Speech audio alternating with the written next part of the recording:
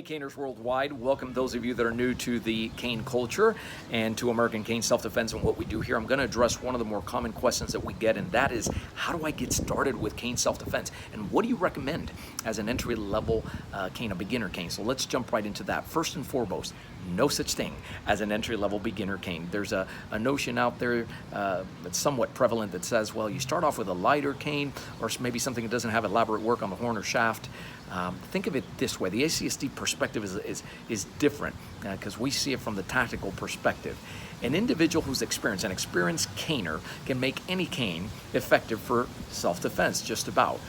Training is the equalizer. They can break out of a grab with a cane that has a soft horn.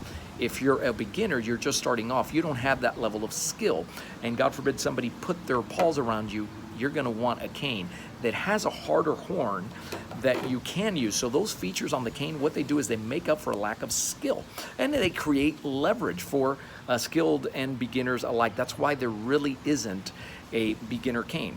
Look at an octagonal heavy. That's a new one. In 2019, it doubles up as a cane for training. You can develop power, speed, and accuracy with it, which is what you want very early on. And you can also, obviously, that thing is a bazooka. All our canes for self-defense are bazookas. The exception are the spinner canes, and I'm going to get into that in a second. Start off by asking two important questions. Number one, take inventory. Do I have any injuries? Is there anything that I need to circumvent around? Obviously, always get a medical clearance, and then focus on what you can do, not on what you can't do. Every time we have conversations, we love talking to you on the phone. Say, I have this limitation, I have this limitation, I have this limitation. I got that. What can you do? And let's get to work on that, because criminals don't care. Okay, and you know, just sitting there and going, oh, I can't, that's not going to do anything for you. So the other thing is, here's one thing there's two things you don't need. You don't need to get a cane without training. You do need the training. That never makes sense. That's why we piggyback, you can piggyback the 5.2S, the 5.2 Survive course with any cane at 50% discount, so that you get effective in that power shot range very early on. You also have Cane Self-Defense University. You know, it's a 24/7 online college for the cane. Why? Because you don't have qualified instructors worldwide all over yet. Not to that point. You can be a part of Cane Self-Defense University and put up that training, and you have me on there, and you have other of our instructors that go on there, they demonstrating, and then you can have, you know, a couple of your friends, family members in a garage, and the training is being led by somebody else, and you're a facilitator. If you're interested in that, let us know. If it's just for you, same thing, but get some training with that cane. The other thing you don't need is anything elaborate.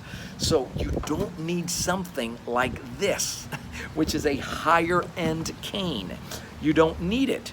Don't mistake a sharp, you know, a harder horn and some shaft work with things that really are fine craftsmanship, which you don't need early on. They're nice, but you don't need them. So getting started in terms of canes with an octagonal heavy or something like a Raven, that's more than plenty. Now let's talk about combat cane spinning, because that's a little bit different. The wood, again, in that cane is not like the heavier cane. So that can it get you out of? Yeah, I just said the experienced guy will take that cane and he'll be effective and create distance and the whole deal. But it's not the tool that you want to put in. Again, if somebody's coming with a lead pipe or something like that, it is specifically designed for you to maneuver. And that, if you're getting in because what attracted you was combat cane spinning, then we do recommend that you get at least one mini, and that's a shorter cane. And the reason for that is because it's going to make it's easier to learn the maneuvers and the skill sets on a shorter cane. Literally it's a mini cane, and then you transition into the standard. When you get it down with the short cane, pick up your standard cane. Our top spinner cane is the Crimson Spinner, and you get to work with that. Okay, so that's it. The important thing is to get going. You can find out, you can get a complete video catalog in detail at AmericanCaneSelfDefense.com. All the training, again, happens at CaneSelfDefenseUniversity.com, and my staff and I are always here to serve you guys. The number is 800-289-8188. If you're new, hit the subscribe button. We'd love to talk to you. All right, stay safe, keep caning.